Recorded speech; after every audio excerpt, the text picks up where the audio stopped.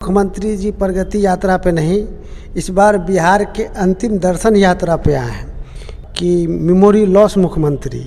जरा नाम भी बता दीजिए। आपको मालूम है उप मुख्यमंत्री सम्राट जी खुलेआम बोलते थे कि मेमोरी लॉस मुख्यमंत्री। बहुत कुछ। तो ये यात्रा से बिहार को भला नहीं हो सकता और बिहार आ गया था। माननीय प्रधानमंत्री किस चीज़ का बोली लगाए थे कि बिहार को मैं 80 करोड़ दे दूँ, 100 करोड़ दूँ, लो 1.25 करोड़ दिया, 125 करोड़ रुपया। बिहार में भौकाल मचा हुआ है, चाचा पलटी मारने वाला है। भतीजा भी भागलपुर से रात ही भाग कर आ गए कि कहीं चाचा फिर घर का दरवाजा पे ना दरवाजे पे ना आ जाए, चाचा को हम वेलकम कर दे। अच्छा। क्योंकि नमस्कार दोस्तों, बिहार एक्टिविस्ट न्यूज में आप सभी का स्वागत है। यूँ तो ठंड का समय चल रहा है, लेकिन राजनीति बिहार में कुछ ज़्यादा ही गर्म है। हमारे साथ जन स्वराज पार्टी के युवा मोर्चा दरभंगा के जिला अध्यक्ष मुमताज अंसारी उर्फ चांद बाबू साहब मौजूद है। बताते चले, बिहार के मुख्यमंत्री नीतीश कुमार कुछ समय के लिए उनका स्वास्थ्य खराब हुआ था, जैसे मीडिया रिपोर्ट है कि अभी भी फिलहाल वो ठीक नहीं है, लेकिन फिर भी अपनी प्रगतिशील यात्रा को लेकर के वो 23 तारीख से शुरुआत किए बेतिया से, और दरभंगा जिला में वो 11 जनवरी को आ रहे हैं दूसरे चरण में। ठंड का समय है, सभी उनके स्वास्थ्य के लिए कामना कर रहे हैं। हम बात करेंगे उनकी इस यात्रा को लेकर के, जो प्रगतिशील यात्रा है, क्योंकि 2025 में चुनाव है और उनका पूरा 20 साल मुकम्मल हो जाएगा। किस नज़रिए से आप इस यात्रा को देखते हैं? सबसे पहले आपको बहुत बहुत धन्यवाद। माननीय मुख्यमंत्री जी प्रगति यात्रा पे नहीं, इस बार बिहार के अंतिम दर्शन यात्रा पे आए हैं, क्योंकि माननीय मुख्यमंत्री जी पिछले कई माह से हम और पूरे बिहार देखने का काम कर रहे हैं कि माननीय मुख्यमंत्री को 3-4 रिटायर अफसर मिलकर पूरे बिहार को चला रहे हैं। मुख्यमंत्री नीतीश जी को भी चलाने का काम कर रहे हैं, और पूर्व में आपने और पूरे बिहार ने सुनने का काम किया था कि जो अभी वर्तमान में उप मुख्यमंत्री है, उन्होंने पूर्व में ही कहा था कि मेमोरी लॉस मुख्यमंत्री।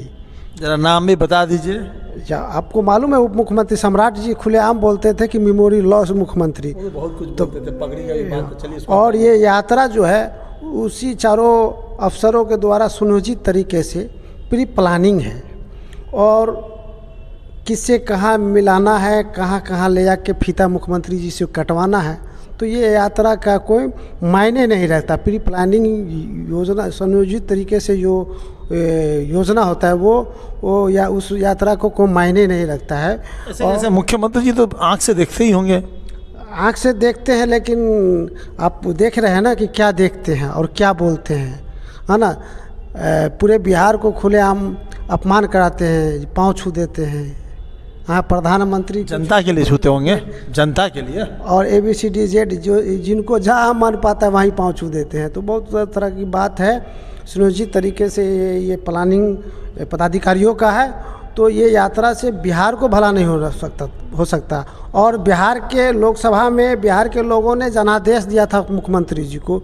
चाहते तो मुख्यमंत्री जी बिहार को भलाई कर सकते थे, भला कर सकते थे। जो माननीय मुख्यमंत्री जी को वर्षों से नीतीश कुमार जी को इस बार कहाँ पूरी तरह से उनकी पार्टी को बहुमत था, वो तो महागठबंधन के साथ बहुमत था, अभी फिर NDA के साथ। जो जनादेश अभी मिला है उस जनादेश के आधार पर माननीय मुख्यमंत्री BJP को दबाव में लेकर, जो मुख्यमंत्री जी को वर्षों से एक मांग रही है केंद्र सरकार से विशेष राज्य का दर्जा, वो अगर माननीय मुख्यमंत्री जी अपने स्वस्थ होते और अपने बुद्धि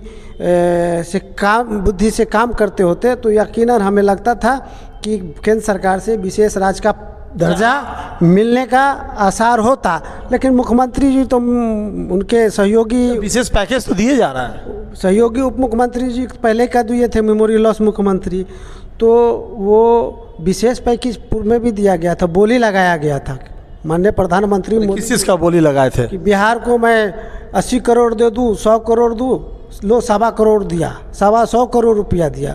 बोली लगने के बाद वो विशेष पैकेज कहाँ गया, वो 125 करोड़ कहाँ गया, वो हमारा आप देख रहे हैं, है ना।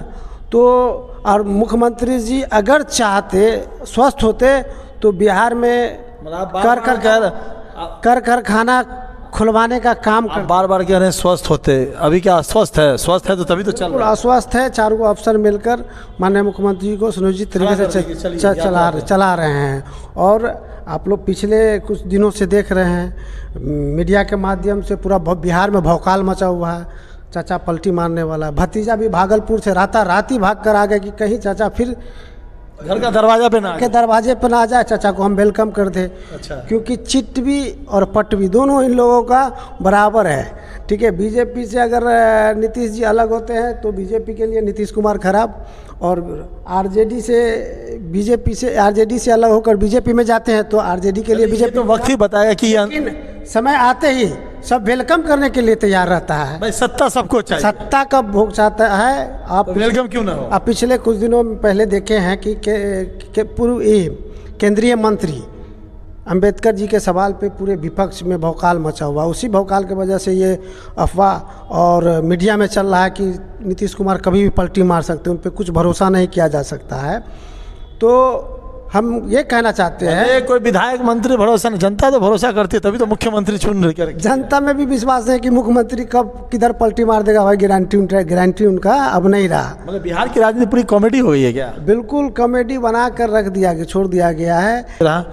एक बात बताइए कि 2016 के बाद क्या लॉ एंड ऑर्डर वाकई में बिगड़ गया? जो बार बार प्रशांत किशोर जी मीडिया में कह रहे हैं कि पूरा पुलिस का एक पूरा तबका या उससे भी ज़्यादा तबका एक तरफ एक स्पेसिफिक चीज़ को देख रहा है, क्या वाकई में लॉ एंड ऑर्डर बिगड़ा है? बिल्कुल, जब से शराबबंदी लागू कानून बनाया गया तो शराबबंदी कानून बना, शराबबंदी नहीं, दुकान बंद हुई, होम डिलीवरी चालू है।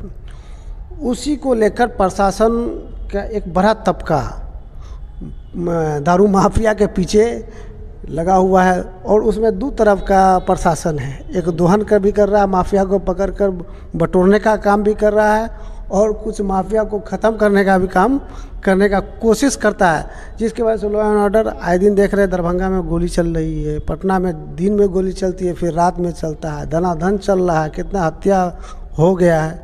लॉ एंड ऑर्डर क्योंकि माननीय मुख्यमंत्री जी, बिल्कुल माननीय मुख्यमंत्री जी के बस में नहीं रहा बिहार, और इस बार जिस चंगुल में फंसे हुए ना, उस चंगुल में चलने वाला भी नीतीश जी का कुछ चल नहीं रहा है शायद।